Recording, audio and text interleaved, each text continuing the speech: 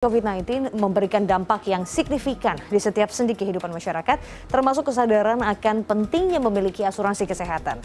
Asuransi kesehatan memberi perlindungan dari resiko finansial, namun masyarakat juga tetap harus cermat memilih agar tidak dirugikan dan dapat memaksimalkan manfaat dari asuransi kesehatan tersebut. Lantas bagaimana sih cara memilih asuransi kesehatan yang tepat untuk Anda? Kita ikuti liputannya.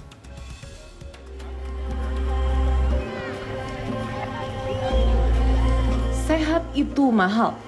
Asuransi kesehatan merupakan langkah antisipasi dan bisa menjadi jawaban untuk kebutuhan di masa darurat, apalagi di tengah pandemi, di mana semua orang memiliki risiko terpapar virus COVID-19. Menurut lembaga survei Nielsen tahun 2020, 35% masyarakat Indonesia ingin memiliki asuransi kesehatan di masa pandemi. Dan 5% akhirnya memutuskan untuk membeli produk asuransi kesehatan. Sekarang ada 2, tapi itu semuanya bukan pribadi, itu dari kantor. Yang satu BPJS Kesehatan, satu lagi itu ada FWD, itu semua benefit dari kantornya. Kalau menurut saya, ya ada beberapa case yang mungkin tidak terfikirkan oleh kita. Jadi kayak misalnya sewaktu-waktu ada gejala-gejala yang memang itu membutuhkan biaya besar dan kita memang sedang tidak siap dalam kondisi biaya untuk menanggulangi itu, asuransi kesehatan dan asuransi jiwa ini sangat membantu sih untuk mengcover itu semua, karena ya asuransi ini sebenarnya tindakan preventif gitu. Kalau untuk insurance tipe apa, saya lebih ke yang kesehatan. Dan sekitar per bulan itu saya bayar sekitar 850. Menurut saya insurance itu penting karena insurance itu sebagai jaminan atau biaya cadangan yang sewaktu-waktu kalau misalnya sakit, karena sebenarnya insurance yang saya pakai ini kan sekarang kesehatan. Jadi kalau misalnya sewaktu-waktu sakit atau ada kecelakaan atau amit-amit kenapa-napa, ada biaya dari insurance tersebut. Asuransi kesehatan memiliki beberapa jenis perlindungan.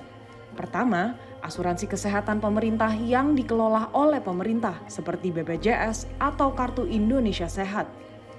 Kedua, asuransi berdasarkan jenis perawatan seperti rawat inap atau rawat jalan.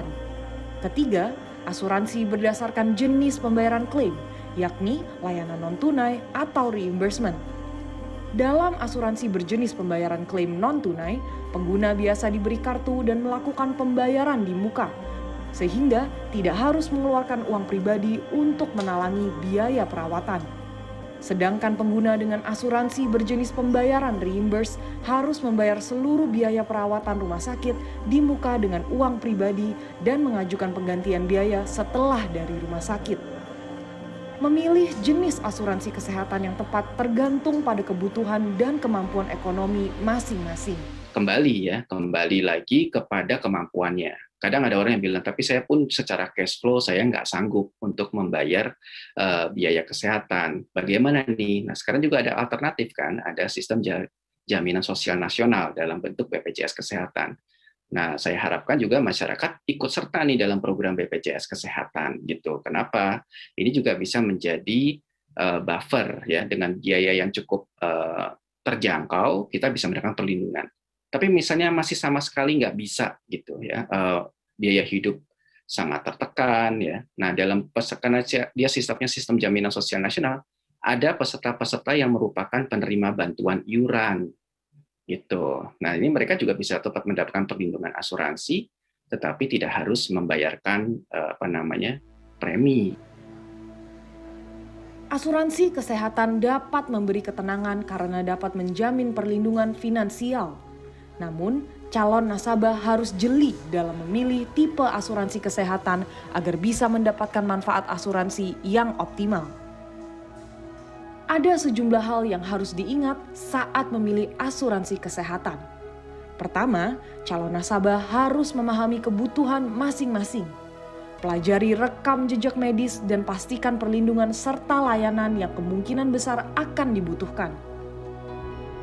Kedua, alokasikan anggaran untuk membayar premi asuransi sesuai kemampuan. Ketiga, pilihlah asuransi yang memiliki jaringan di sekitar tempat tinggal atau tempat beraktivitas, sehingga di saat darurat calon nasabah bisa langsung ke rumah sakit yang dekat dengan lokasi mereka. Keempat, tentukan sistem klaim asuransi baik non-tunai atau reimbursement. Terakhir dan yang tak kalah penting adalah untuk memilih perusahaan penyedia asuransi yang sehat. Rasio solvabilitas perusahaan asuransi harus di atas 120% sesuai aturan otoritas jasa keuangan. Semakin besar rasio solvabilitas yang dimiliki perusahaan asuransi, semakin kuat kemampuan perusahaan dalam membayar uang pertanggungan kepada nasabah. Pada intinya, menjadi nasabah asuransi kesehatan di masa tak menentu seperti pandemi COVID-19 dapat memberi ketenangan diri, sehingga mengurangi kekhawatiran yang dapat mengganggu kesehatan mental. Karmel Mursalim, Nugrah Endri, Jakarta.